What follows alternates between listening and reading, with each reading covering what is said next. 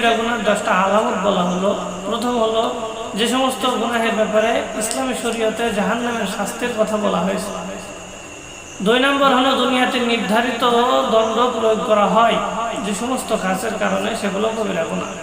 3 নম্বর হলো আল্লাহ তাআলা রাগ করেন যে সমস্ত কাজে, সেগুলো কবিরা গুনাহ।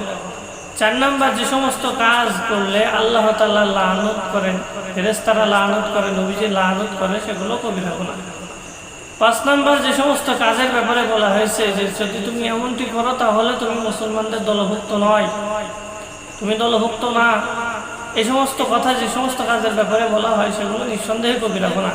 6 নম্বর যে সমস্ত কাজের ব্যাপারে আল্লাহ তাআলা এবং তার রাসূলের সঙ্গে সম্পর্কহীনতার কথা ঘোষণা করা হয়েছে।